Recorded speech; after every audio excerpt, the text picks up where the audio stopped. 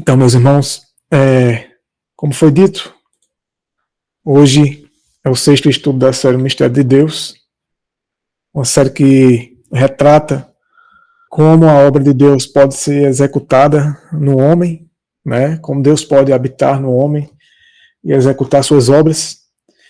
E no estudo de hoje, como Viviane já mencionou, mas eu reforço aqui o título. Esse título é muito interessante, vale muito a pena compreender isso. É muito importante para nós, para nossa caminhada com Deus, nossa comunhão, para essa jornada da nossa vida. E aqui diz assim o título: Satanás alcança a mente por meio da carne, e Deus alcança a carne por meio da mente. Isso é muito interessante, a gente vai estudar isso, né, até o final desse estudo. Creio em Deus que a compreensão desse tema vai ser clara para nós, né? Eu sempre costumo dizer que eu nunca vou esgotar todas as dúvidas de ninguém, nem o assunto. Afinal de contas, se trata da palavra de Deus, e a palavra de Deus ela é eterna e infinita, né? O entendimento em nossa mente ela é finita, a gente é limitado. Mas esse estudo de hoje também se trata da mente de Cristo. Poderia ser um outro título, né? Até pensei nesse título também. Vamos falar sobre a mente de Cristo. Mas no sentido de como Deus pode formar a mente de Cristo em nós. Como podemos obter a mente de Cristo. Então, primeiro verso, né? Lembrando, reforçando que todo o PowerPoint contém todo o conteúdo, tá? Versos da Bíblia, Espírito de Profecia. Esse estudo também contém textos de um sermão da Conferência Geral de 1895, de Jones. E essa conferência, que é um livro, é o volume 2, que iremos estar publicando pela graça de Deus nesses próximos meses. É um livro tremendo. E o primeiro versículo diz assim para a gente. Nessa tradução antiga, fiel, diz assim, ó: deixe que haja em vós a mesma mente que houve também em Cristo Jesus. O mais interessante desse versículo é a primeira palavra, que é Deus orientando, né, conscientizando e aconselhando a cada um de nós. Deixe, ou seja, permita, consinta que haja em vós a mesma mente que houve em Cristo Jesus. Para que haja em vós, se realize, é necessário o consentimento. E o consentimento tem que ser um consentimento consciente, lúcido, né? Você tem que entender o porquê e o para quê. Então você tem que entender sua realidade. Nós temos que entender a nossa realidade, a nossa necessidade, a nossa incapacidade para o que a gente vai aprender hoje. A mente de Cristo, ela é uma promessa para nós. Assim como Deus diz que haja luz, e houve luz, pois a palavra dele tem poder para criar aquilo que ele mesmo disse, a mente de Cristo, através da palavra dessa promessa, que haja em vós a mente de Cristo, ele também pode realizar isso em nós. É pela fé. É pela fé. Mas ele começa dizendo, deixe, permita. E a gente vai entender melhor sobre isso. E o estudo de hoje se concentra aqui, nesse tema, nessa promessa de que Deus quer que a mente de Cristo, que haja em nós a mente de Cristo, que se forme em nós a mente de Cristo. E ele é capaz de fazer isso. Em 1 João 5, 20, também nessa tradução antiga da King James, fiel, diz assim, olha: sabemos que o Filho de Deus veio e nos deu uma mente. É muito interessante isso aqui. Né? João aqui está dizendo que nós temos que ter certeza disso, temos que saber de que Cristo veio e nos deu uma mente. E que mente é essa? A mente dele. A mente de Cristo.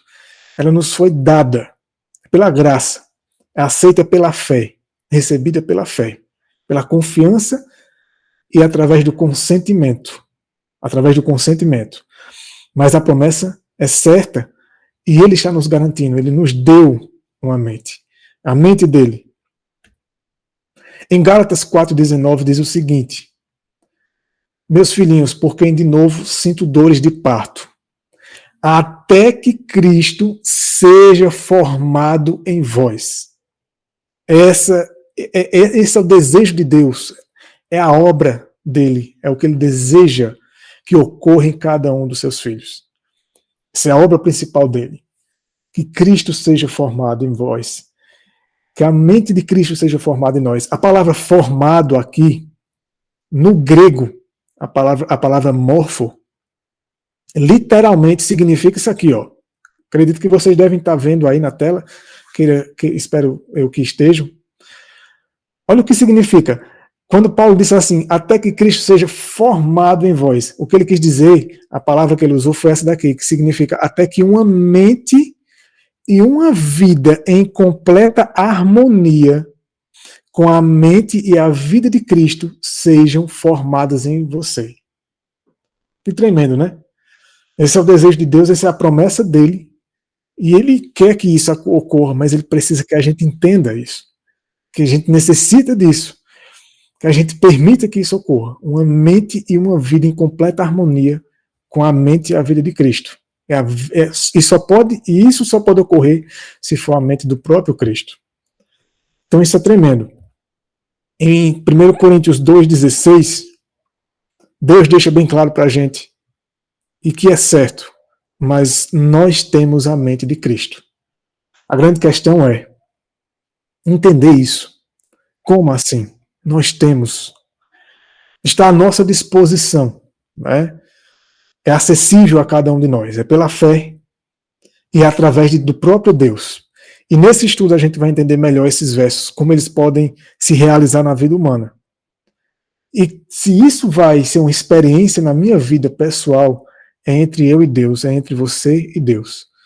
Mas vocês precisam entender, cada um de nós tem um direito de conhecer essas coisas. Se você vai acreditar ou aceitar ou não, é com você e Deus. Estou aqui apenas para transmitir essa informação e para lhe ajudar de alguma maneira.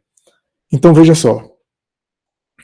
Espírito de Profecia diz o seguinte: precisamos ter a mente de Cristo. Se não quisermos cansar-nos de fazer o bem. Olha que interessante. Somente através da mente de Cristo é que o homem pode manter uma constância e uma permanência em praticar o bem. Isso é fruto e consequência da mente dele em nós, para que não desistamos e não desfalecemos. Continua o texto dizendo assim: a sua vida foi uma vida de sacrifícios em favor de outros. Essa era a mente dele. E é isso que ele quer para a gente. Que sejamos pessoas que reflitam essa mente. Temos de seguir o seu exemplo. Mas vamos entender mais sobre isso nesse estudo. Outro texto dela diz o seguinte: quando a verdade atua apenas sobre a consciência, esse texto é muito interessante, ela cria muito desassossego. Interessante, né? Acho que você já deve ter passado por isso. O mais interessante é que quando você lê essas coisas, você se identifica. Quando ela atua apenas na consciência, ou seja, quando a consciência é despertada e fica somente aí, quando você se depara com aquela verdade, mas aquela verdade ela não vai a fundo, você não permite ir além, aquilo cria desassossego, cria uma perturbação na gente. Então a verdade ela não pode ficar apenas no campo do conhecimento, apenas no campo do entendimento, da consciência. Ela continua dizendo: mas quando a verdade é convidada para adentrar o coração, o ser todo é levado em cativeiro a Jesus Cristo. Veja que isso é a verdade que causa no homem. Isso não é natural do ser humano. Isso é o poder da palavra quando ela é convidada, ou seja, quando você não só compreende e aceita, mas quando você permite que essa verdade ela realize o que ela tem que realizar na sua vida. Ela opere em você. A gente vai entender mais sobre isso. E quem tem estudado sobre justificação pela fé, o que é fé e todas essas coisas, vai compreendendo cada vez mais essa questão. Mas a verdade ela não pode só ficar no consentimento, não apenas somente no entendimento. ela precisa ir mais a fundo. Para que todo o nosso ser seja levado em cativo, submisso a Jesus. Aqui diz assim, os próprios pensamentos são feitos cativos, ou seja, são sujeitados. Pois a mente de Cristo, olha só o que a mente de Cristo realiza, opera onde a vontade é submetida à vontade de Deus. A mente de Cristo, ela realiza isso. Esse é o poder de Deus. Essa é a obra dele. É a mente dele sujeitando a nossa. Quando consentimos, quando permitimos, quando de fato nós queremos e reconhecemos que é necessário. E a mente de Cristo, ela opera para que, quando nossa vontade se submeta a de Deus, então todos os nossos pensamentos acontecerá isso aqui, ó, serão levados cativo à obediência de Cristo. E isso, muitas vezes, para a gente parece surreal. Mas a gente vai entender por quê que temos tanta dificuldade de lidar com isso, de experimentar isso na nossa vida. Mas a promessa de Deus é essa é a palavra dele. Essa é a verdade dele que ele tem para nós. Quando a mente de Cristo opera em nós, quando permitimos e queremos isso, e buscamos isso de todo o coração, com sinceridade e honestidade, a cada momento, a cada tentação, ele nos ajudará para que nossos pensamentos sejam levados em obediência a Cristo. Quando nos sujeitarmos, né? Veja, Deus permite que cada ser humano, esse texto é tremendo. Todo esse texto aqui é tremendo. Deus permite que cada ser humano exerça sua individualidade. Ele não deseja que ninguém submerja sua mente na mente de outro mortal. Isso aqui é importante demais. Deus não quer que a sua mente seja submetida à mente de outro, que a sua consciência seja submetida à consciência de outro. E nem que outro faça isso com você. Nem você se deixe, se permita, aceite que alguém faça isso com você, e nem que você permita que outro tente fazer isso. Por quê? É muito simples isso, irmãos. A única mente perfeita, santa, pura e imortal é a de Cristo. É a de Deus. E uma mente igual à minha, finita, defeituosa, limitada, as consequências só vai trocar algumas coisas, é trocar 6 por meia dúzia. Mas os problemas vão continuar. Veja, olha o que o texto vai dizer agora, viu? Aqueles que desejam ser transformados em mente e caráter, presta atenção nisso, não devem olhar para os homens, mas para o exemplo divino. Isso é importante. Nós criamos muitas expectativas uns nos outros, e vocês vão ver o que ela vai dizer sobre isso aí. Isso é muito interessante. Mas se você quer que seu caráter e sua mente seja transformada, não contemple os homens. Você vai entender por quê. Deus faz o convite. Olha como Ellen White, que tradução ela usou desse texto. Foi o primeiro texto que a gente leu. Achei muito interessante essa tradução. Deixe essa mente estar em você, em vós, que também estava em Cristo Jesus. Veja que a tradução que ela usa também tem a questão da permissão. Deixe esta mente estar em vós, a mesma que estava em Cristo. Permita. Olha o que ela diz agora, no final. Por meio da conversão e da transformação a qual o homem se submete quando Deus opera, os homens devem receber a mente de Cristo. Devem receber a mente de Cristo. E continua o texto. Cada um deve se apresentar diante de Deus com uma fé individual. Isso é importante também.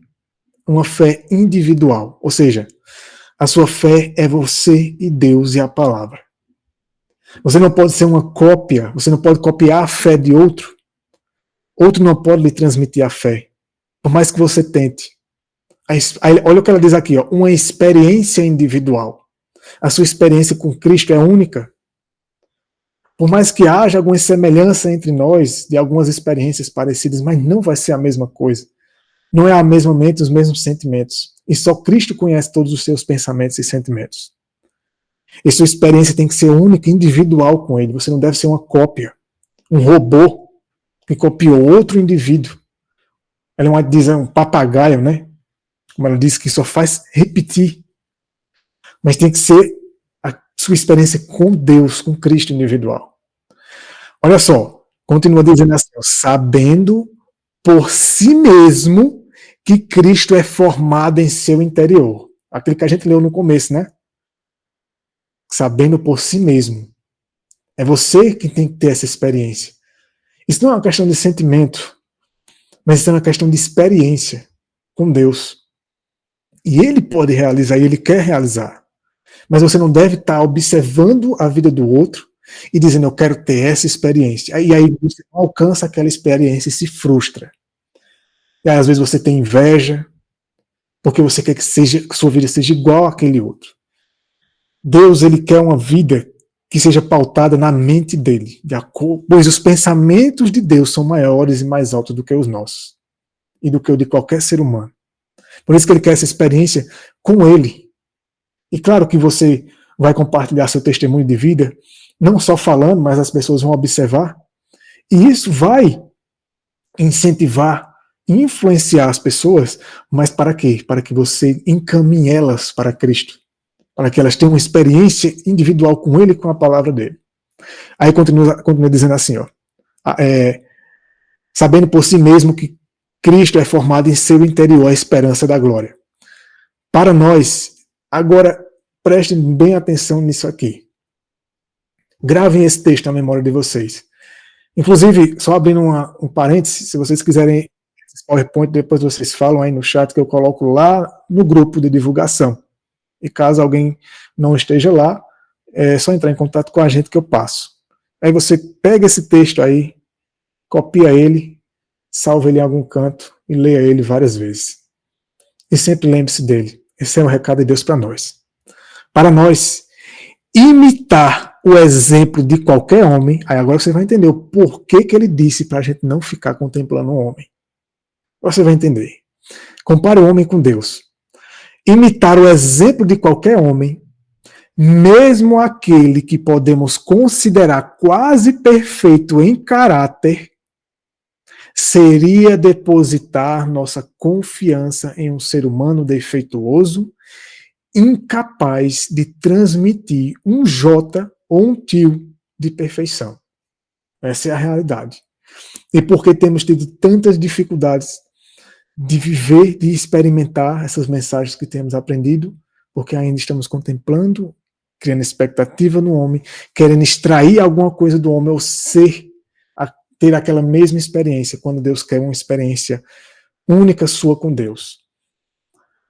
E ele disse, imitar o exemplo de qualquer homem, por mais que pareça consagrado aos seus olhos, mas que você considera aquela pessoa quase perfeita em caráter, é depositar sua confiança num ser defeituoso e que não pode fazer muito por você. Mas com Cristo é diferente. A gente vai entender mais sobre isso. Mas lembre-se desse texto. Grave ele na sua memória. Infelizmente é um texto que eu nem sei se tem em português. Ele está aqui, foi traduzido do inglês.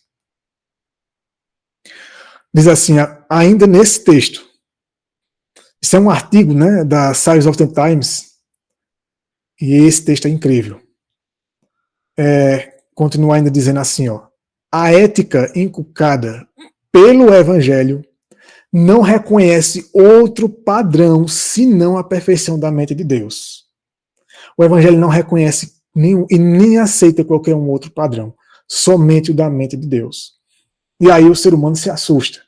Então, está tudo perdido. Como a gente diz aqui no Nordeste, está tudo perdido. Quem vai alcançar isso? É aí onde está o segredo e o trunfo dessa mensagem. É interessante que diz aqui que a perfeição da mente de Deus é a vontade de Deus. A mente de Deus é a vontade dele. Quando diz assim, que haja em vós a mesma mente que houve em Cristo Jesus, que haja em vós a mesma vontade, os mesmos pensamentos e sentimentos que houve nele. E vamos entender como. É o mais interessante essa mensagem. Fica até o final, você vai entender. Porque muita gente vai achar que agora eu vou ter que tentar ter uma mente, um caráter igual ao de Deus. Não é bem assim. Olha só. Deus exige de suas criaturas conformidade com sua vontade. Essa parte agora é uma parte que é difícil de ouvir, mas é necessário. A imperfeição de caráter é pecado.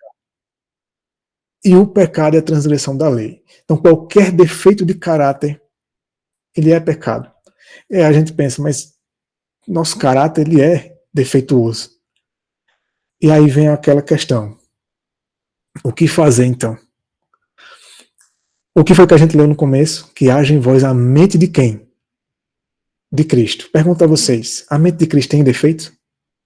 Reflitam nisso. A promessa de Deus é a mente de Cristo. Não, por isso que ele disse, não olhe para os outros homens. Não queira ser uma cópia da mente de outro. A única mente que você deve querer é a de Cristo. Pois essa não tem defeito. E pela graça, pela fé, ele pode te dar essa mente. Esse é o trunfo da mensagem. Todos os atributos justos de caráter reside em Deus como um todo perfeito e harmonioso. Tudo que o homem precisa para ter o caráter está em Deus, não está em ser humano nenhum. E não podemos desfacelar isso, extrair pontos de caráter dele e aceitar alguns e rejeitar outros. Por isso que temos que receber Cristo em nós, porque está tudo nele. Veja o que diz assim, ó. Veja o que diz aqui, olha que interessante. Todo aquele que recebe Cristo como seu Salvador pessoal tem o privilégio de possuir esses atributos. Quais atributos? Os de Deus. O fruto do Espírito. Essa é a ciência da santidade. Não tem a ciência da fé, né? A gente até tem um livro Como Exercitar a Fé. Ellen White diz que a ciência da fé, essa é a ciência da santidade. Como se ter a santidade genuína e aceitável por Deus somente pelo próprio Deus. Só Ele pode implantar isso no homem. Só Ele pode produzir e gerar isso no homem, formar isso no homem, que é a própria mente de Cristo. Isso é muito interessante. Preste atenção nisso aqui. Ainda faz parte desse artigo, né? Diz assim, constantemente, ele, Jesus, contemplava o caráter de Deus. Vejam, constantemente ele contemplava o caráter de Deus. E qual era a consequência disso? Qual o fruto? No que resultava isso? O resto do texto diz. Constantemente ele revelava esse caráter ao mundo. Consequência do quê? De constantemente contemplar o caráter de Deus. E somente o caráter de Deus. Ele não contemplava o caráter de nenhum ser humano mais. Somente o de Deus. Porque ele sabia que era a única fonte segura, perfeita, de santidade e pureza. E como diz o Espírito de Profecia também, à medida que fizermos de Cristo nosso companheiro diário, havemos de sentir que as forças de um mundo invisível se encontram todas ao redor de nós. Agora preste atenção nesse final. É bem conhecido da gente, mas agora vai fazer mais sentido. Pelo contemplar a Jesus, seremos transformados ao quê? A sua imagem. Pois somos transformados pela contemplação. Assim como Cristo, que constantemente contemplava o caráter do Pai e refletia esse caráter, assim é com o homem. Constantemente contemplando o caráter de Cristo, refletirá o caráter dele, a mente dele. Essa é uma das maneiras. Na realidade, essa é a maneira. Mas vamos ver mais detalhes sobre isso. Mas lembre-se, concentre-se em Cristo. Na vida dele. Estude o livro Desejado, os evangelhos, mensagens que falam como essas mensagens, que te levam a depender, a precisar, necessitar totalmente de Deus e confiar de que Ele é capaz de operar essa obra. É promessa dele, de que se você contemplar Cristo como Ele contemplava o Pai, o mesmo resultado ocorrerá. Mas como nós constantemente estamos contemplando uma mescla de coisas, contempla um pouco de Cristo, um pouco do defeito, do defeituoso caráter humano, dos problemas, do mal, aí a coisa fica complicada, a confusão continua. A orientação de Deus é clara. É somente Cristo. Aqui diz assim, na mensagem do terceiro anjo de 1895, volume 2. Adão tinha no Éden a mente de Jesus Cristo.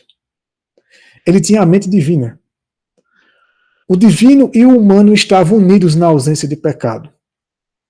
Satanás veio e apresentou suas seduções por meio do apetite, através da carne. Satanás trabalhou nas paixões baixas, né, nas faculdades baixas do ser humano, através da carne. Primeiro ataque, apetite. Adão e Eva abandonaram a mente de Jesus Cristo. Substituíram a mente de Cristo pela mente de Satanás. Aceitaram a sugestão do maligno, consequentemente recebeu os traços do caráter do maligno. Isso é muito simples. E hoje a gente tem que fazer o inverso do que eles fizeram. E essa é a nossa grande luta, né? A mente de Deus que estava neles, né, abandonar a mente de Cristo, aceitando as sugestões e disposições dessa outra mente. Eles foram escravizados por ela, assim como todos nós. Nossa mente consentiu com o pecado. Tendo sentido as tentações do pecado, nossa mente cedeu. Consentiu e se rendeu às vontades e aos desejos da carne, satisfazendo os desejos da carne e da mente. De qual mente? A mente que recebemos do próprio Lúcifer. A carne governa e nossa mente a segue. Nossa mente se submete, se sujeita. E a carne serve à lei do pecado. Quando a mente governa, a lei de Deus é obedecida. A grande questão é, mas, como nossa mente cedeu, rendeu-se ao pecado, ela se tornou pecaminosa e fraca. E é dominada pelo poder do pecado da carne. Então, quando a mente governa, a lei de Deus é obedecida. Mas que mente agora? O que fazer agora? Romanos 8 diz que a mente carnal, veja que interessante, agora você vai entender, não sei se você já parou para pensar nisso, por que o nome mente carnal? Porque essa mente, ela é sujeita, escrava da carne, ela serve à carne. As paixões, o apetite, aos impulsos e aos sentimentos da carne. Ela é escrava, ela é fraca, ela é incapaz. E, consequentemente, como então que uma mente quando a mente governa a lei de Deus obedecida, se a nossa mente não consegue? Romanos 8 diz que a mente carnal, ela não é sujeita à lei de Deus e nem pode ser. Romanos 8, versículo 7. E nem pode ser. Então, qual a solução? Uma outra mente. Pois essa mente, ela está fadada. Ela é falida. E você não pode extrair nada de bom dela. Jó disse, podemos esperar algo de bom do homem? Não. Mas Deus, no homem, a coisa reverte. Aqui diz assim, ó, onde começa a tentação? Na carne. E aí, de onde eu tirei o título da mensagem, né? Satanás alcança a mente por meio da carne. Ele instiga a carne, provoca os impulsos, impulsiona com as tentações dele, a carne é tentada, estimulada, e a carne sujeita a mente. Por mais que a mente natural, a mente carnal, possa, como Romanos 7, dizer, mas eu não quero fazer isso. Eu já estou sabendo que isso é errado. Eu vi na Bíblia. Mas não tem poder. Não tem poder. Porque ele diz assim, lá em Romanos 7, quando eu quero fazer o bem, eu não consigo. Eu procuro o efetuar, o realizar o bem e não encontro. Por quê? Porque na nossa natureza humana não tem. Você nunca vai encontrar. O falso evangelho que ensina as pessoas a obedecer por si mesmo, a extrair força de si mesmo, a confiar na sua própria sabedoria, na sua própria capacidade, nos seus próprios esforços. A gente vai ver ainda nesse estudo aonde vai levar as pessoas. Quando, na verdade, por quê? Será que é por acaso, é aleatório de que Deus diz que haja em vós a mente de Cristo? A mente de Cristo é igual à mente do homem? Não. Por que precisamos da mente de Cristo? Porque a mente do homem está corrompida. É como um arquivo corrompido. Não tem mais retorno. Somente ela se submetendo à mente de Cristo. E aí diz assim, Deus alcança a carne por meio da mente. Satanás controla a mente por meio da carne.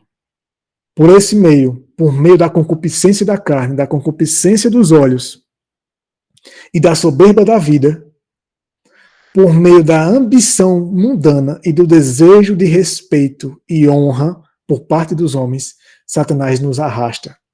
Seduz nossa mente a nossa mente natural, carnal, que já é fraca e pecaminosa, inclinada e escrava da carne, cede.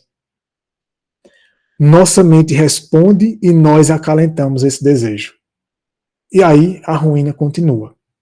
E o resto da história você já conhece na sua própria vida.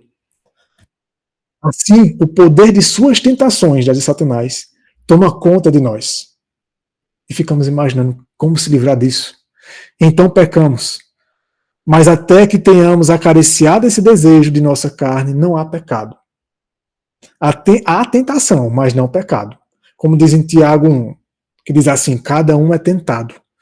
Quando é atraído e seduzido por seus próprios maus desejos, os desejos da carne, atrai, instiga, a mente começa a ser pressionada e a mente carnal, natural do homem não tem força, é escrava disso. Então, mesmo que o homem não queira, se não for a mente de Cristo, se não houver a mente de Cristo subjugando, a qual o homem tenha se submetido, essa mente natural ela não tem de onde extrair força para não ceder.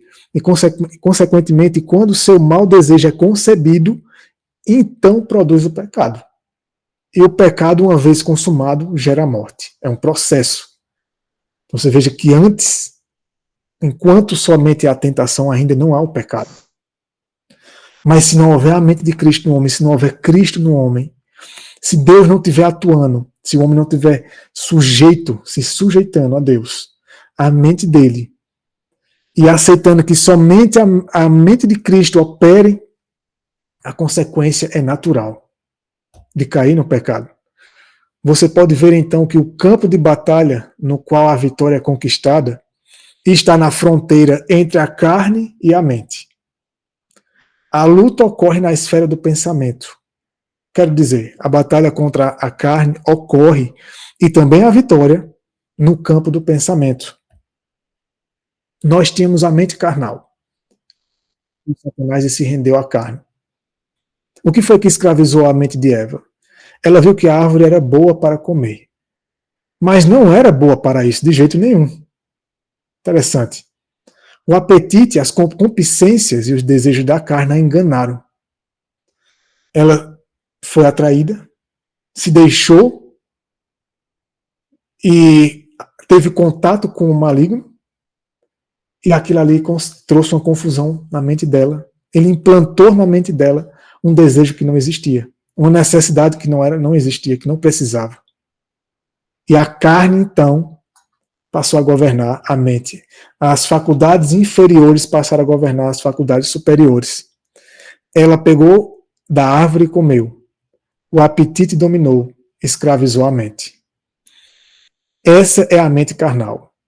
E ela é inimizade contra Deus. Ela vem de Satanás. Por isso que a Bíblia diz que a carne luta contra o espírito contra a carne. Em Jesus Cristo, graças a Deus por isso, ela é destruída por meio da mente divina que ele trouxe à carne. Por meio dessa mente divina, ele subjugou a inimizade e a manteve em submissão. Você já viu um policial imobilizando um assaltante, por exemplo? Naquele momento, até mesmo Para quem já assistiu artes marciais, essas coisas, eu gostava muito dessas coisas. Você já viu alguém imobilizando o outro? E ali o indivíduo fica de um jeito, quando realmente é aplicada aquela imobilização de maneira correta, né? De maneira precisa, o indivíduo fica de um jeito que ele não consegue mais, ele não tem mais o que fazer. Ali ele só se rendeu.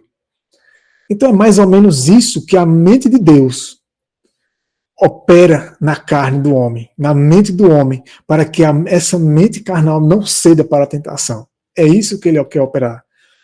Imobilizando para que a carne não tenha força, não tenha poder, não faça a mente carnal ceder. Enquanto a mente carnal é submissa à mente de Deus. Dessa forma, ele condenou o pecado na carne. Portanto, essa é a nossa vitória. Nossa vitória está nele, em Cristo. E tudo depende da mente que estava nele, se ela estiver em nós. Por isso que Deus disse, permita que haja em vós a mente de Cristo, a mesma mente que houve nele. Porque só essa mente pode te dar o controle próprio. Só essa mente pode te dar a vitória e purificar pensamentos e sentimentos. Porque, na realidade, esses pensamentos e sentimentos puros estão somente nessa mente. No princípio da humanidade, encontramos a explicação de tudo. Foi aí que surgiu a inimizade. Satanás levou o homem cativo e escravizou sua mente. Deus disse à serpente, porém inimizade entre ti e a mulher, e entre a tua semente e a sua semente. E aí Jones diz, quem é a semente da mulher? Cristo.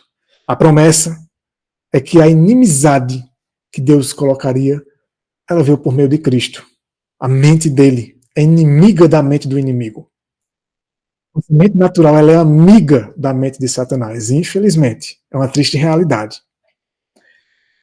Continua em Gênesis 3, né? Ela, a semente da mulher, Cristo, te ferirá a cabeça, destruirá a tua mente, a mente do inimigo. E tu, o inimigo, lhe ferirás o calcanhar, não a cabeça. Satanás conseguiu tocar na carne dele, dilacerar ele, torturar o corpo físico dele, mas o caráter dele, a mente dele, ele não fez um risco. E essa mente ele quer nos dar. Uma mente que Satanás não teve controle, não conseguiu derrotar. E somente essa mente é que pode nos dar a vitória. É a mente de Cristo.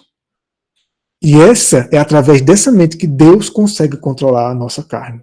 Controlar os impulsos, as paixões e o apetite. Tudo que Satanás podia fazer com Cristo era atrair e seduzir a carne.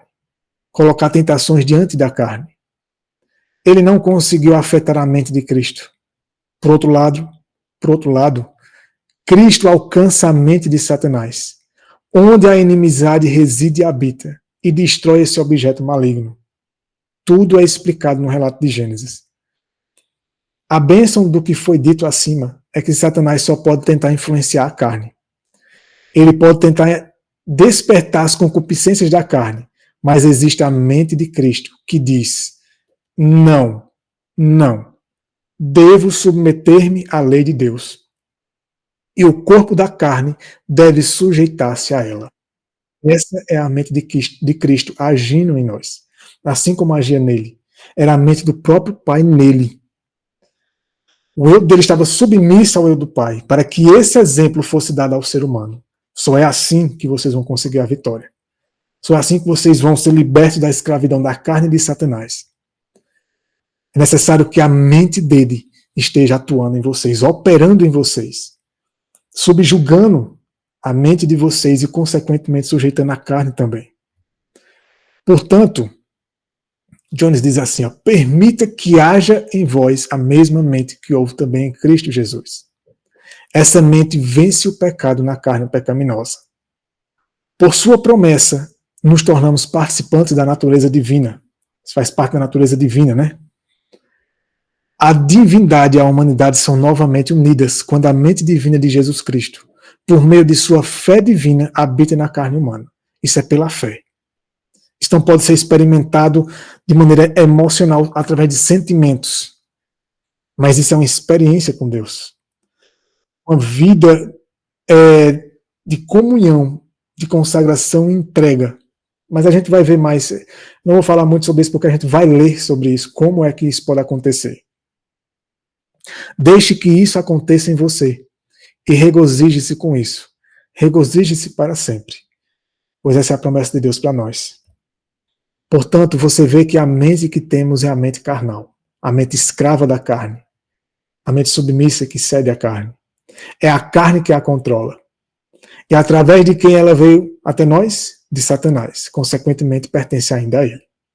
Portanto, ela é inimizade contra Deus. E essa mente de Satanás é a mente do eu. Sempre o eu, no lugar de Deus. Essa é a mente, ela se resume no eu. Eu isso, eu aquilo. Quando a gente acha que é capaz de alguma coisa, a gente acha que pode fazer atos de bondade, de ter santidade pelas obras da gente. Vamos entender mais. Temos uns textos bem fortes até o final desse estudo. Textos extremamente necessários, importantes e esclarecedores do Espírito de Profecia. Vocês vão ler coisas muito sérias e ao mesmo tempo também esperançosas e encorajadoras.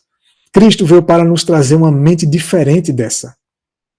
Enquanto tivermos a mente de Satanás sendo controlada pela carne, serviremos a lei do pecado. Continuaremos servos do pecado. Deus pode nos revelar sua lei. E podemos admitir que sua lei é boa e desejar cumpri-la.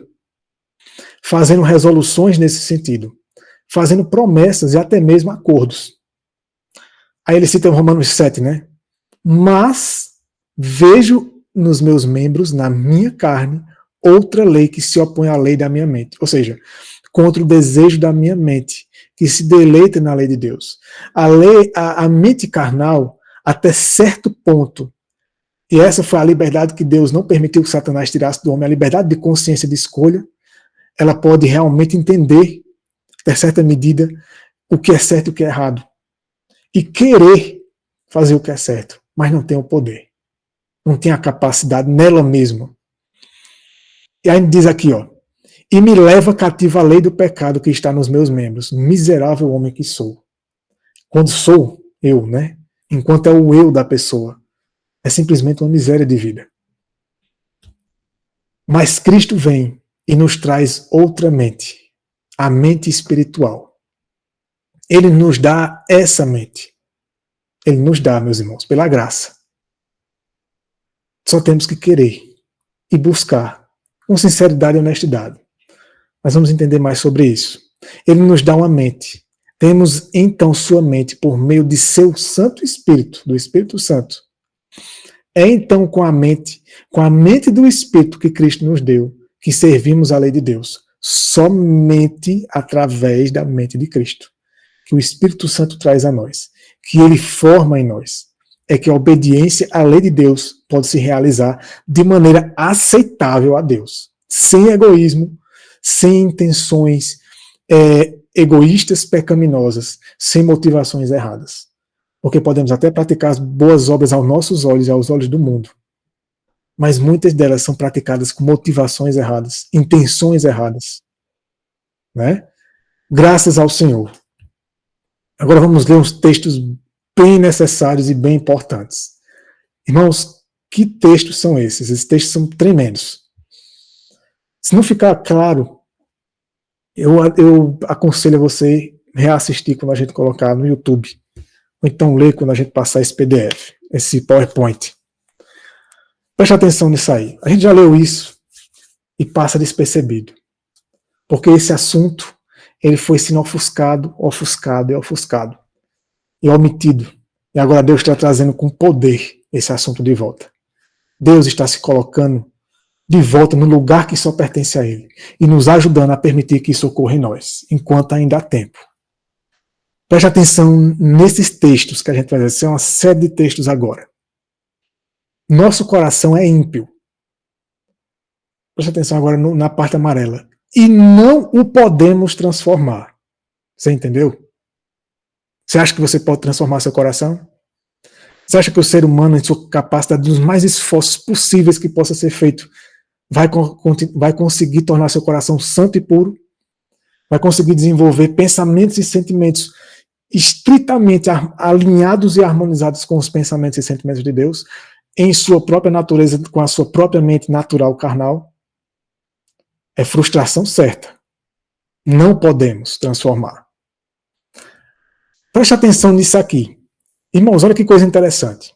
A educação, a cultura, o exercício da vontade, o esforço humano, todos têm sua devida esfera de ação. São importantes, são necessários para a nossa caminhada nesse mundo. Porém, olha o que diz agora, mas neste caso são impotentes. Que caso? Transformar o coração.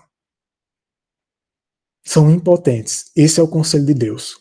Volte a carroça para trás e os bois coloque na frente. Não pense que suas obras, o que você está fazendo ou deixando de fazer, vão te tornar santo. Vai fazer com que os seus pensamentos e sentimentos se tornem puros e somente puros e santos. Basta refletir. Lembre-se, comece a refletir em si mesmo. O quanto ainda tem de coisa ruim dentro de você. Mesmo morando no campo, vegetariano estrito, tendo feito várias reformas, que são necessárias e importantes, como ela mesma falou aqui. O exercício da vontade e o esforço humano são realmente importantes, são necessários, mas são impotentes para transformar o coração. Palavra de Deus.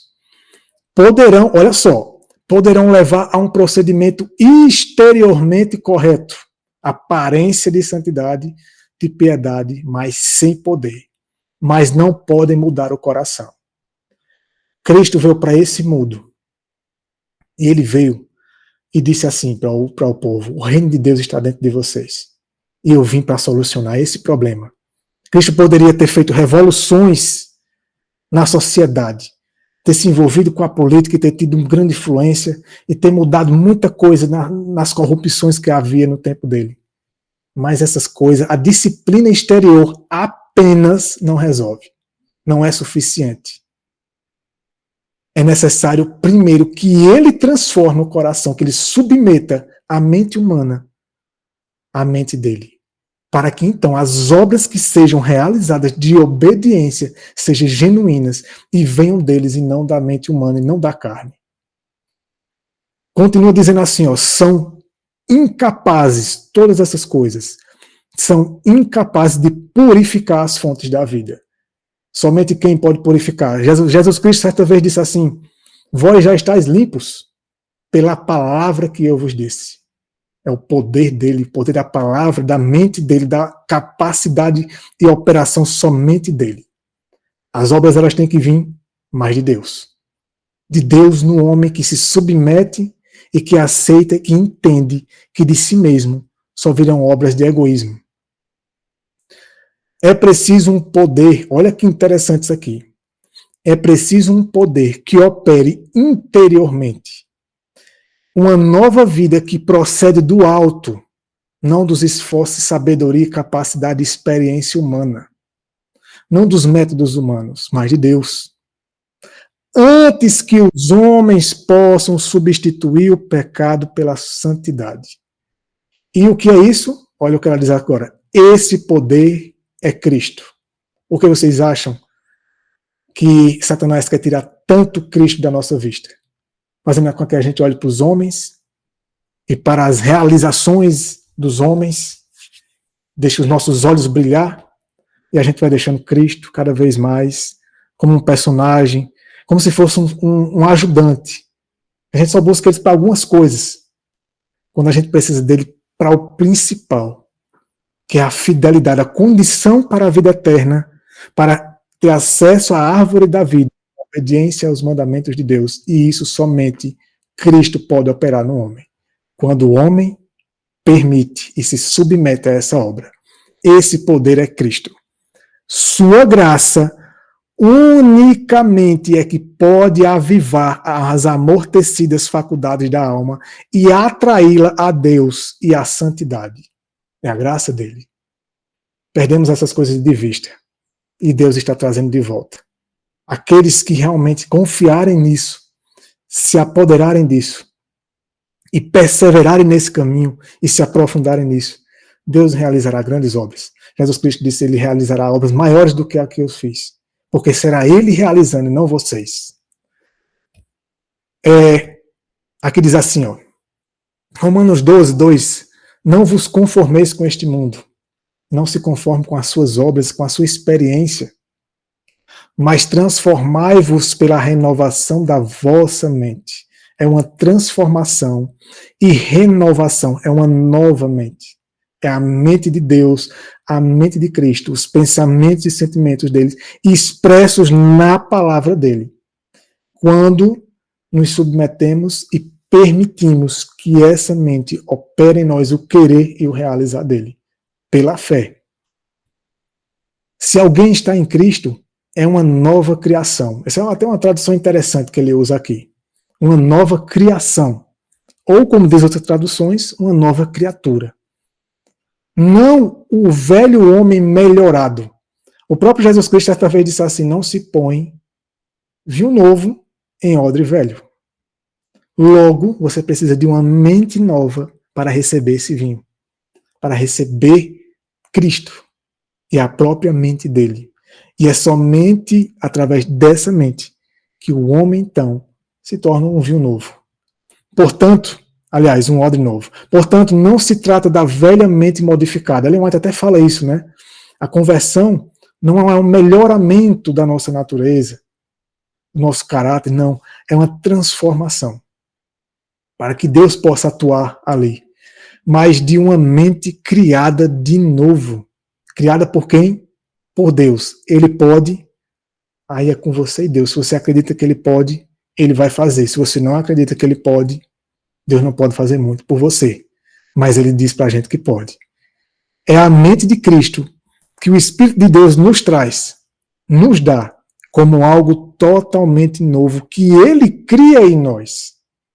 Isso é tremendo, irmãos. Isso é realmente fantástico. Porque então não precisamos continuar lutando com nossas forças. Querendo ter pensamentos e sentimentos, mas a mente sempre perturbada. A mente sempre tendo coisa ruim. Enquanto que a gente tenta, de alguma maneira, mudar isso e não consegue. Porque, na verdade, esse é um processo que é uma entrega a Deus, através de... Eu não vou adiantar isso, eu vou deixar para ler sobre isso mais para frente. Isso é demonstrado em Romanos capítulo 8. Romanos capítulo 8 diz o seguinte, olha, os que vivem de acordo com a carne, inclinam-se para as coisas da carne. Então, se ainda você confia na sua carne, confia em sua própria sabedoria, em sua própria força, e na sabedoria e força de outros, Deus não pode fazer muito. Você está depositando a sua confiança no lugar errado, e sua dependência no lugar errado. Como estão entregues às obras da carne, a mente segue esse caminho. Mas os que são do Espírito, ou têm a mente do Espírito, inclinam-se para as coisas do Espírito. Essa mente que ele coloca, ele põe em nós, é para que a nossa mente natural, ela se incline somente para as coisas de Deus. E se alguém não tem o Espírito de Cristo, esse tal não é dele. É o Espírito Santo que nos traz a mente de Jesus Cristo. Verdadeiramente, o Espírito de Deus traz Jesus Cristo até nós. Por meio do Espírito Santo, ele está conosco e habita em nós a presença genuína de Cristo. Ele poderia trazer Cristo, ele poderia trazer Cristo para habitar em nós sem trazer-nos sua mente? Certamente que não. Portanto, é evidente que Cristo veio ao mundo para nos trazer sua mente. A mente de Cristo, ela trabalha assim. Isso é só um exemplo, assim, é interessante demais.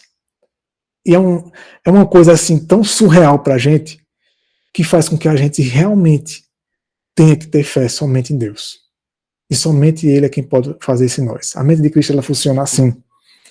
A mente de Cristo, ela é aquela mente que Ele faz sem querer algo em troca, apenas o bem.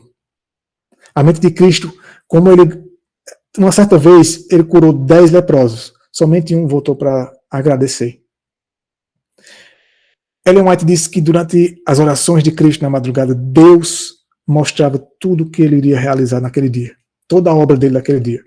E com certeza ele sabia que ao curar aqueles homens, somente um deles iria voltar para voltar para agradecer. Mas Cristo, se aquele homem não tivesse voltado, mesmo assim ele teria feito. A mente de Cristo, ela é a mente que ela faz voluntariamente por amor, sem cobrar. Não estou falando aqui de salário, de trabalho remunerado, tá, irmãos? Estou falando de serviço, de servir a Deus e aos outros. É você fazer por amor voluntariamente, mas sem querer, sem barganhar, ou sem lançar na face do outro aquilo que você fez por ele. E você faz, e mesmo que a pessoa não vá lhe agradecer, não vá lhe reconhecer, a mente de Cristo, ela não liga para isso. Simplesmente faz, é feito por amor. Mesmo que a pessoa vá lhe maltratar. Essa é a mente de Cristo. Nós temos isso? Não, não temos. E nunca conseguiremos ter de nossa própria mente, com os métodos humanos. Nunca. Somente Cristo operando a mente dele em nós. A mente de Cristo também, ela trabalha da seguinte forma. Imagina que se você, de tudo que você está fazendo em nome de Deus, de acordo com o que você aprendeu com Deus, aquilo que você passou a fazer e aquilo que você passou a deixar de fazer. Imagina que se você soubesse que no final das contas, você mesmo assim não herdaria a vida eterna. Reflita isso para você sozinho. Mesmo assim você não herdaria a vida eterna. Será que você continuaria fazendo? Será que você continuaria fazendo as reformas? Iria para o campo? Daria comida a um pobre? Tentaria não adulterar? Guardar o sábado? Mas no fim das contas você soubesse que não iria herdar a vida eterna? Isso iria desaparecer e seria destruído? A mente de Cristo, quando ele estava no Calvário, Ellen White disse que ele não sabia, ele não conseguia enxergar além das nuvens, das sombras, o futuro dele. Mas ele foi até o fim. Essa é a mente dele. Isso não é natural para o homem, irmãos. Isso não é natural. Somente ele é capaz disso. E ele quer nos dar essa experiência. Somente ele pode realizar isso em nós. Você já pensou uma pessoa com muita condição, uma pessoa que é muito respeitada na sociedade, ela servia a uma pessoa muito mais pobre do que ela, de maneira de não querer nada em troca, por amor. Cristo, o mais rico de todo o universo, o Rei dos Reis, fez isso por seres humanos que lhe maltrataram, fizeram todo tipo de mal por ele. Essa é a mente de Cristo. E essa é a mente que Deus quer que a gente tenha. Isso são só exemplos. Mas a gente tem que comparar, é para você evidenciar se a sua mente ainda é a natural ou a mente de Cristo. E se é a natural, não se desespere. Ele veio para curar os que estão doentes. E se você ainda está doente, se você pelo menos reconhecer que está doente ainda, ele é o médico dos médicos. E ele pode fazer essa operação na sua mente, tirando essa mente e colocando a dele. Essa é a mente de Cristo, mas vamos ver mais sobre isso. Aqui diz assim, Efésios 3, por causa disso me ponho de joelhos perante o Pai de nosso Senhor Jesus Cristo, do qual toda a família nos céus e na terra toma o nome, para que vos conceda, segundo as riquezas da sua glória, que sejais fortalecidos com poder pelo seu Espírito aonde? No homem interior. A gente percebe que o falso evangelho se foca muito mais no exterior. E quando se foca no interior é só uma questão sentimental. Mas a atuação principal, ela começa no interior, através do Espírito, com poder. Para quê? Verso 17 diz, para que Cristo habite no vosso coração. Como? Pela fé. Isso é pela fé. A fim de que, estando arraigados e fundados em amor, possa ser capaz de compreender. Olha, quando poderemos compreender? Quando Cristo habitar em nós pela fé. É que então poderemos compreender com todos os santos qual é a largura, o comprimento, a profundidade e a altura. E conhecer o amor de Cristo, que excede todo o conhecimento natural, né? para que sejais cheios de toda a plenitude de Deus, assim como Cristo foi dito dele que nele habitava corporalmente toda a plenitude de Deus. Ele quer dar essa mesma experiência para nós. Isso é pela fé. E ele prometeu, ele pode cumprir. Se vai acontecer na minha vida, é entre eu e Deus. Aí a minha experiência com Deus. Que Deus tenha misericórdia de nós e nos ajude. Vamos lá. Em nós deve haver essa mente, a de Cristo, para que possamos nos esvaziar de nós mesmos. Isso aqui é muito interessante. A gente vai partindo para o final agora. Já que não podemos fazer isso por nós mesmos, já pararam para pensar? Que nem para se esvaziar, negar o seu próprio eu, você não pode fazer isso sozinho? E já parou para pensar o porquê que a gente não consegue? Porque estamos fazendo sozinho. A mente de Cristo é necessária porque não podemos nos esvaziar do nosso eu, de nós mesmos. Nada além da divindade pode fazer isso. A mente de Satanás pode se esvaziar de si mesma? Não. A mente em nós, a mente do eu, a mente carnal, pode se esvaziar do eu? Não pode. O eu não pode fazer isso. E nem quer. Veja o que diz agora o Espírito de Profecia. Veja a harmonia do texto. Esse texto aqui é muito, muito importante. Acredito que muitos de vocês já leram ele. Mas essas mensagens elas foram perdendo o sentido delas. E agora Deus está trazendo elas de volta com mais força. E encaixando dentro dessa mensagem de justificação pela fé, porque no fim das contas é isso. Essa é a mensagem da justificação pela fé. Nenhuma cerimônia exterior pode substituir a simples fé e a renúncia completa do eu. Agora veja o porém, né, o entretanto, todavia, ninguém pode se esvaziar a si mesmo do eu. Veja que é a mesma linguagem de Jones. Ou seja, Jones estudou isso através da Bíblia e do Espírito de Profecia e chegou a essa mesma conclusão. Ninguém pode se esvaziar de si mesmo, a si mesmo do eu. Você não é capaz disso. Está tentando com suas próprias forças? Vai tentar até o fim. Se você não entender como isso pode acontecer. Como isso pode acontecer? Somente podemos consentir, permitir, deixar em que Cristo execute a obra pela fé. É Cristo quem opera isso no homem. O homem não tem força, capacidade para isso. Para se esvaziar do eu e ser preenchido por Deus. Pela mente dele, a plenitude, como a gente leu agora em Efésios, para que sejamos cheios da plenitude de Deus, o caráter, os atributos do caráter dele. Aí então, a partir essa parte agora desse texto, é bem conhecido de muitos. E essa deve ser a nossa oração. Embora a gente não deva fazer disso um mantra, mas deve ser um modelo, um exemplo. Agora, meus irmãos, preste atenção mesmo em cada detalhe dessa parte agora, levando em consideração tudo que a gente aprendeu até agora. Olha como ela diz assim, ó, então a linguagem da alma, a nossa oração deve ser assim: Senhor, toma meu coração. Por quê? Pois não posso dar. Tem certeza que você tem capacidade para isso?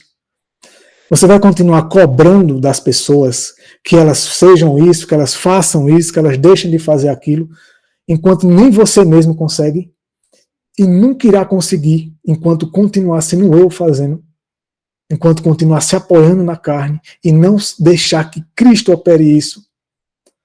Toma meu coração, Senhor, pois não posso dar. É tua propriedade. Conserva-o puro, pois não posso conservá-lo para ti. Entende, irmãos?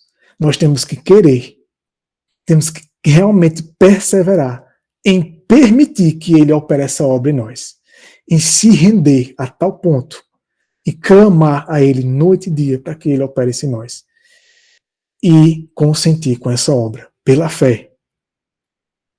Salva-me a despeito de mim mesmo. Salva-me de mim mesmo, Senhor. Tão fraco e tão dessemelhante de Cristo. Molda-me. Olha que interessante. Molda-me. É o Senhor. Forma-me, eleva-me a uma atmosfera pura e santa, onde a rica corrente do teu amor possa fluir por minha alma. Essa é a promessa de Deus, esse é o conselho, a orientação de Deus para nós. Façam isso, meus filhos, diz ele. Façam isso, é assim. Não continue tentando da maneira como vocês têm tentado. Deixe que eu opere isso em vocês. Vocês são incapazes disso. Mas é possível. Eu posso torná-los puros de pensamentos e sentimentos, mas é Deus. E a nossa dificuldade é o que Ellen White diz, a maior batalha, a maior batalha já travada é a batalha contra o eu. E aí é onde está a nossa dificuldade. Mas a obra é ele operando no homem. Não adianta a gente requerer isso das pessoas, de que elas mesmas façam isso, quando na verdade é Deus quem tem que operar isso nelas, quando elas reconhecerem que precisam, e que isso é necessário, e de que Deus pode fazer isso.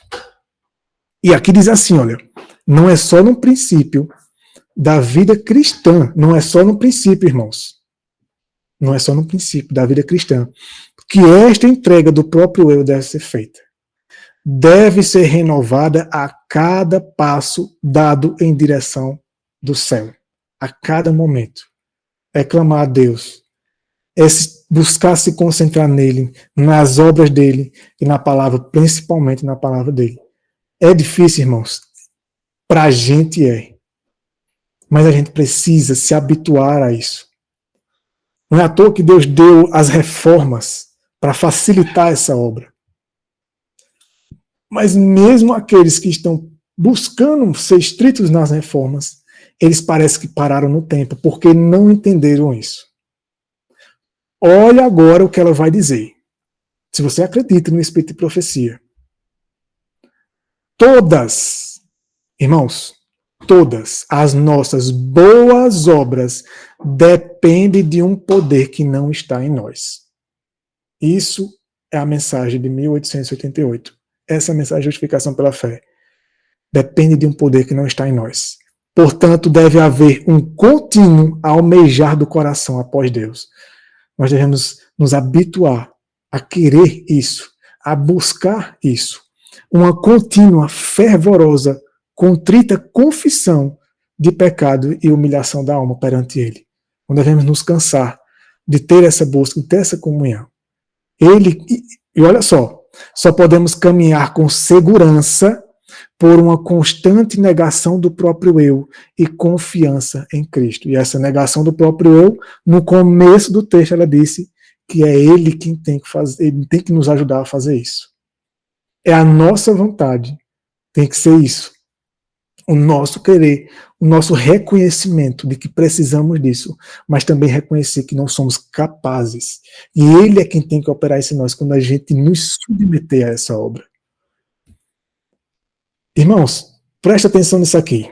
Homens que viveram mais achegados a Deus, homens que sacrificariam antes a vida a cometer conscientemente uma ação injusta, ela está falando de homens obedientes, homens fiéis a Deus, os heróis da fé, homens dos quais o mundo não é digno. Agora veja o que ela vai dizer. Homens que Deus honrou com luz e poder divinos, confessaram a pecaminosidade de sua natureza. Esses homens, imagina a gente, nunca confiaram na carne. Nunca. Eles sabiam quem eram. Eles sabiam quem eram. Nunca pretenderam ser justos em si mesmos, mas confiaram inteiramente na justiça de Cristo. E somente. O mesmo se dará com todos os que contemplam. Contemplam, olha que interessante. Lembra do começo do estudo? Ao contemplar, somos transformados. Contemplando Cristo. Mas a gente quer contemplar o mal, a gente quer contemplar os problemas, e daqui a pouco a gente está que nem Pedro ali na tempestade, quando Cristo chamou ele, e se ele tivesse mantido concentrado em Cristo, e somente confiando nele, e não tivesse olhado para a tempestade que estava ali ao redor, que é um símbolo dos problemas da vida, ele teria ido até Cristo, confiando na palavra dele, concentrado nele, somente. Mas quando a gente começa a olhar para os problemas da vida, para os nossos pecados, e para a vida dos outros, e não sei o que, aí a gente vai afundando igual a Pedro. Esse é um grande problema da nossa vida. Veja. Olha isso. Esses textos sempre estiveram lá. São de livros que temos em português. Por que essas informações não são tão retratadas, tão trazidas à tona? Não sei. Algumas razões é porque o homem quer se gloriar, quer se orgulhar. O homem quer que os outros olhem para ele como fonte de sabedoria e poder. Como alguém que é capaz de ensinar as pessoas a se salvarem. Quando na verdade Deus diz assim, ó, ninguém, a não ser Deus, pode subjugar o orgulho do coração humano. Quando o homem se submete e reconhece que de fato é orgulhoso e que precisa que Deus faça isso.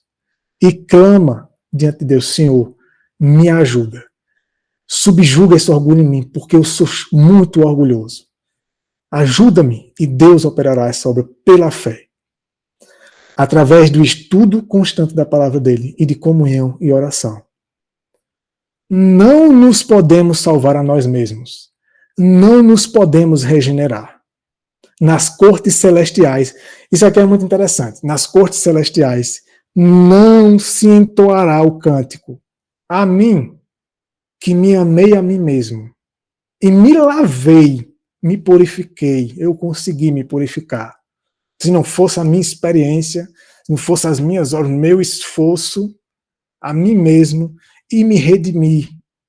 A mim seja a glória, a honra, a bênção e o louvor. Eu cheguei aqui, Senhor, por meu esforço. Me salvei. O Senhor me ajudou. Agradeço ao Senhor, mas agora eu quero a salvação. E o Senhor me deve a salvação. Que audácia, meus irmãos. Que evangelho miserável que vai manter uma multidão nesse mundo. Esse é o falso evangelho. É Cristo no homem que opera tudo isso. Quando o homem consente e reconhece que precisa de tudo isso na sua vida. Olha o que ela diz agora. Mas essa é a nota predominante do cântico entoado por muitos aqui neste mundo. Acham que são capazes de alguma coisa e que vão chegar lá de si mesmos. Mas a ruína é certa. Que Deus nos livre disso. O que é justificação pela fé? Texto bem conhecido. É a obra de Deus de lançar a glória do homem no pó. Ponha-se no seu lugar. Isso é o que Deus disse para o homem. Ponha-se no seu lugar. Quando você vai fazer uma cirurgia, quem faz a cirurgia? É você que se abre, que se anestesia, se abre e faz tudo lá? Ou é alguém que faz em você? E você se submete porque você reconheceu que precisa. Você reconheceu que tem um tumor e precisa ser feito aquilo ali. Isso é só um exemplo, irmãos. Quem faz a cirurgia? Mas ele pode fazer, o médico pode fazer a cirurgia se você disser não, não quero. Não quero, não quero, não quero. Ele não pode lhe obrigar. Ele simplesmente vai dizer, então é com você. As consequências são suas. Assim é com Deus, o médico dos médicos. Ele é quem faz essa operação. Então ele diz, deite-se aí. Acalme-se. Confie em mim. Deponha sua vida nas minhas mãos. E eu operarei em você. E eu tirarei o mal que está em você e implantarei em você a minha mente, minha santidade e pureza. Então você poderá realizar as obras, as verdadeiras obras da fé. A obediência aos mandamentos de Deus, genuínas, as únicas que Deus pode aceitar. E o que é que diz agora? E fazer é somente Deus. E fazer pelo homem aquilo que ele por si mesmo não pode fazer. Deus nunca vai escolher por você. Deus nunca vai consentir por você. Não é Ele que vai fazer a escolha. Isso é a nossa parte. A busca é a nossa parte. Mas a santidade de coração é fruto da operação dele. Fruto. Olha o que diz agora. Ora, podeis... Estamos quase acabando, irmãos. Já está nos últimos slides. Podeis apegar-vos à vossa justiça e pensar que procurastes fazer o que é correto. E que, afinal de contas, sereis salvos por fazer isso. Não podeis ver que é Cristo quem efetua tudo isso. E você está tomando a glória para si mesmo. O próprio Jesus Cristo disse que a tua mão direita fizer, que a tua esquerda não saiba. Quando for assim, quando as obras vierem, você não vai se gabar. E você sempre vai fazer, se não fosse Cristo, eu nunca faria isso. É por isso que naquele dia, quando Cristo disser, Tive fome, me deste de comer. Tive sede e me deste de beber, e etc. E os salvos dirão, mas Senhor, quando foi que eu fiz isso? Aí Cristo vai dizer, quando fizestes a um destes meus pequeninos, fizestes a mim. E por que eles não se lembravam? Porque era Cristo neles. Era a mente de Cristo, a mente de Cristo, de um homem que renunciou, que se entregou, que desistiu da sua vida, do seu orgulho, do seu eu, dos seus pecados, e clamou a Deus, Senhor, que se realize em mim a tua vontade. Me ajuda, porque eu não consigo. É fracasso atrás de fracasso. Mas eu sei que o Senhor pode fazer isso. E quando for Cristo fazendo, as obras se realizarão. Mas não nos gabaremos dela. Não iremos ficar nos orgulhando, nos vangloriando dela. Porque elas serão natural. Elas serão feitas de uma maneira voluntária, por amor, de maneira altruísta. E isso por quê? Porque será Cristo operando no homem. Num homem que renunciou o seu próprio eu. Aqui diz assim, ó. Tenho de arrepender-me primeiro. Alguns dizem, né? Tenho de ir até certo ponto por mim mesmo, sem Cristo. Então, ele vem ao meu encontro e me aceita. Algumas pessoas dizem assim, não, até aqui é a minha parte. Daqui para cá é a parte de Deus. O que eu não consegui fazer, aí o resto é com Deus. Aí ele cobre o resto.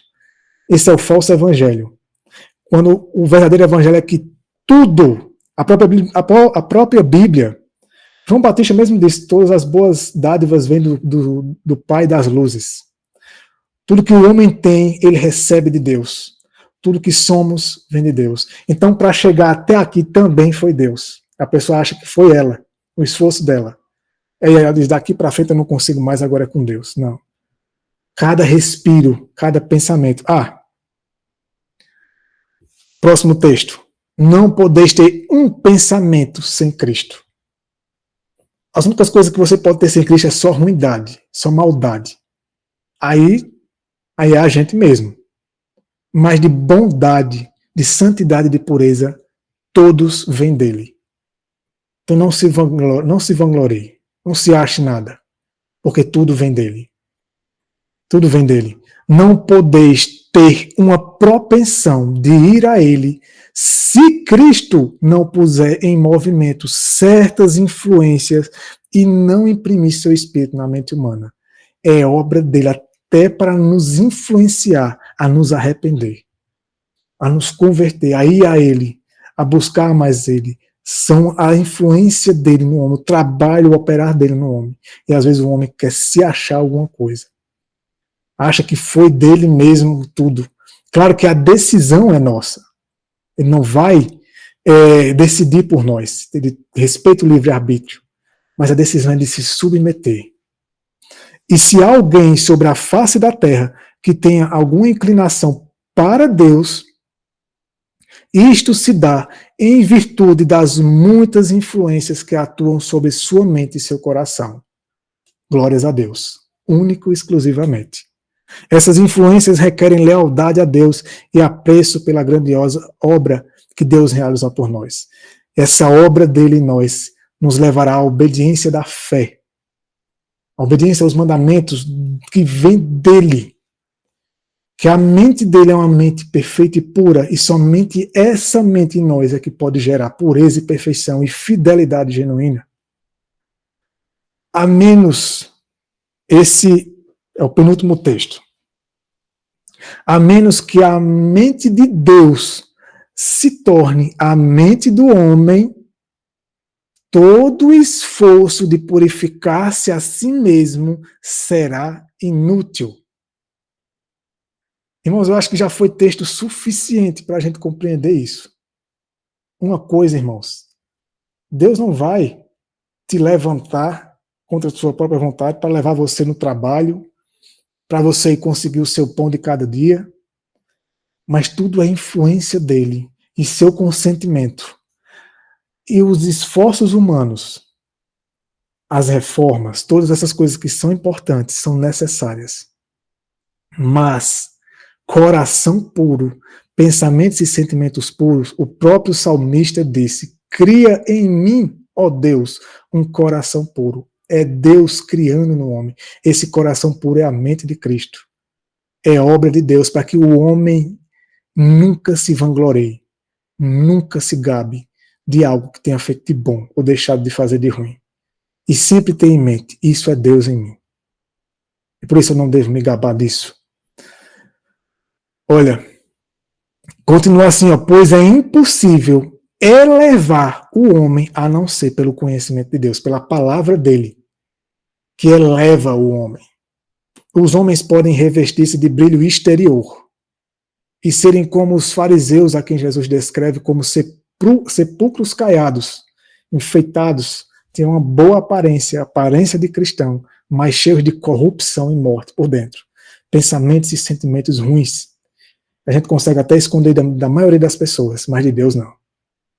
E muitas vezes a pessoa se ilude, porque a Bíblia diz assim, que o coração é enganoso. Enquanto for o coração carnal, ele vai enganando, fazendo a gente se achar alguma coisa. Mas toda a deformidade do caráter é patente àquele que julga retamente. Ele sabe tudo. E você precisa realmente reconhecer. E não ter vergonha de falar para ele. Ele nunca vai passar na sua cara. Ele nunca vai lançar na face, como ele diz. Nunca vai te humilhar por isso. Ele sempre vai saber te tratar. Ele vai saber como lidar com todos esses problemas e defeitos de caráter e pecado que você tem. Ele sabe. Nós não sabemos, irmãos. Nós muitas vezes queremos que as pessoas deixem de pecar nisso ou naquilo e acabamos muitas vezes até piorando a situação da pessoa. Sabemos que não devemos passar a mão no pecado, pois Cristo mesmo não é ministro do pecado.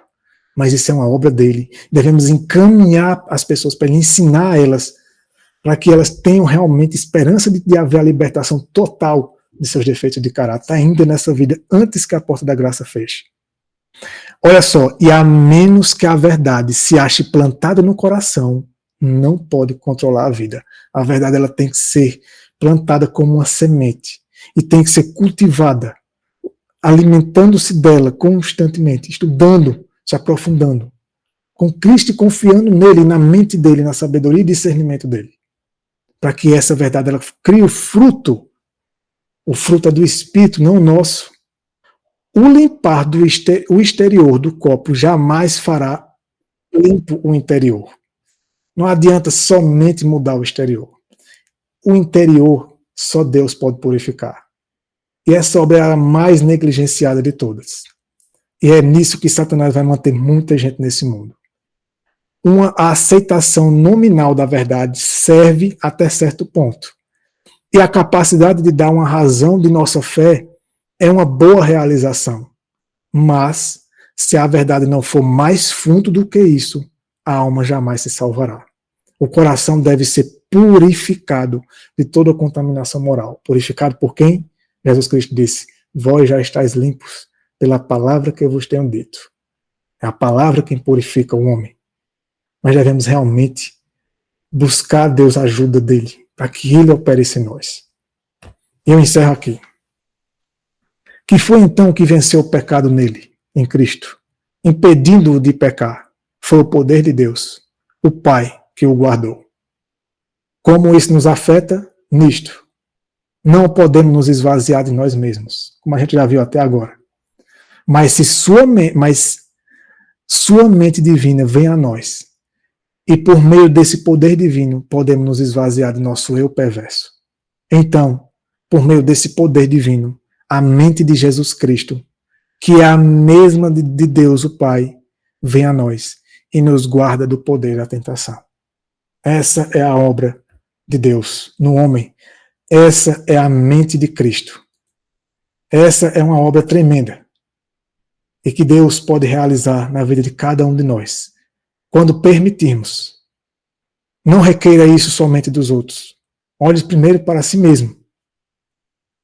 Reconheça a sua situação. E Ele fará muito mais do que temos aprendido. Ele é capaz. Ele é poderoso e a mente dele, Ele quer que seja a nossa mente. Mas, como vimos até aqui, como é feito o processo, que Deus nos ajude a nos manter nesse processo. Então, irmãos, eu vou encerrando aqui. Antes de você sair, queria deixar um recado. Geralmente o pessoal, quando que eu termino a oração, o pessoal sai. Antes de você sair, calma aí. Irmãos, esse mês de agosto, logo na primeira semana nós vamos estar em viagem, né? Deus nos deu a oportunidade, Deus nos concedeu portas abertas em alguns lugares do Maranhão, e Deus está nos ajudando a poder ir até lá e levar parte dessa mensagem. Então, orem por nós, para que Deus possa nos ajudar nos usando, que o inimigo não atrapalhe essa obra. E lá no Maranhão iremos passar essa mensagem em alguns locais, pela graça de Deus. E devido a isso, praticamente o mês inteiro de agosto, vamos estar fora. Consequentemente, eu não vou conseguir passar os próximos estudos. Então, peço que fiquem em oração e tenham paciência para que a gente possa continuar. Não desistam. Faltam alguns estudos ainda. São estudos realmente tremendos para que a gente possa encerrar essa série. E acredito que mais ou menos ali na penúltima semana de agosto, talvez eu consiga voltar para a gente fazer mais um estudo. E em setembro a gente deve dar uma continuidade melhor. Tá? Então, a partir da semana que vem e as próximas semanas, não poderemos estar aqui com vocês. Mas espero que esses estudos estejam sendo uma bênção na vida de vocês. E se Deus quiser, for da vontade de Deus, estaremos juntos novamente em breve, para que possamos terminar essa série, esse conteúdo tão maravilhoso, que possa ajudar muito vocês. A nossa oração é que Deus, através desse conteúdo, que é dele, não vem da mente humana, não vem da minha sabedoria, pois eu não tenho. A sabedoria que o homem possa vir a ter somente é de Deus. E tudo que talvez você esteja considerando aqui é somente por causa de Deus. Esse instrumento aqui é apenas um miserável instrumento. E Deus é quem está operando essas coisas. Então, essas mensagens vão estar no YouTube, se Deus quiser. Essa semana vai o 5º. E na outra semana, acredito que eu consigo postar esse estudo aqui no YouTube. Tá? E quem quiser esses PowerPoints, fala aí depois, ou eu posto lá no grupo, para que vocês possam copiar esses textos que são tão importantes. E possam refletir para o resto da vida de vocês todas essas mensagens. Não se desesperem. Perseverem. Deus não quer o mal da gente, Ele só quer o bem. E Ele sabe lidar com a gente. Nós não sabemos lidar uns com os outros. Temos muita dificuldade nisso. Ele quer nos ajudar a saber lidar uns com os outros. Então, que possamos permitir que Ele nos ajude. E Ele fará isso, essa obra. E Satanás não está nem um pouco contente com isso. Então não deixe que essas mensagens, que Satanás venha, como fez na parábola, e tire do coração de vocês. Mas deixe que essa mensagem vá mais a fundo e crie raízes e dê o fruto que ela precisa dar. Então vamos fazer uma oração para a gente encerrar, para poder a gente passar um tempo aqui, aqueles que quiserem perguntar alguma coisa, comentar alguma coisa. Então vamos lá. Oremos. Senhor Deus eterno, em nome do Senhor Jesus Cristo, nós te oramos. Agradecidos, meu Senhor eterno, por essas maravilhosas mensagens, por tudo que o Senhor tem nos ajudado a compreender. Meu Senhor eterno, ainda temos muito, meu Deus, a compreender na nossa real situação. Mas o que o Senhor já tem nos ajudado a compreender, que o Senhor tem misericórdia de nós. Que o Senhor nos ajude, pois estamos numa situação de nós mesmos, pior do que imaginamos. Mas o teu poder e a tua solução é muito maior do que tudo isso. E louvado seja o Senhor por isso. Porque assim como abundou o pecado, superabundou a graça. Tua graça é superior. Nos ajuda, meu Deus, a acreditar nisso, a confiar nisso e permitir, meu Deus, e a tua obra se opere em nós. Que a tua vontade se realize em nossas vidas. Que tua palavra produza em nós o fruto do teu caráter, os atributos do caráter do Senhor em nós. A mente de Cristo nos ajuda a permitir que isso ocorra. Temos uma grande batalha, uma grande dificuldade nisso, meu Deus. O Senhor sabe a situação de cada um. Que possamos ser honestos com o Senhor. e que possamos permitir que o Senhor nos ajude. Que os anjos do Senhor continuem nos guardando nesse restante de noite.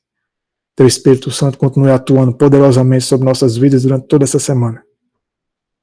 E que tudo isso, meu Deus, seja para a tua honra e glória. Nós te oramos em nome do Senhor Jesus Cristo. Amém.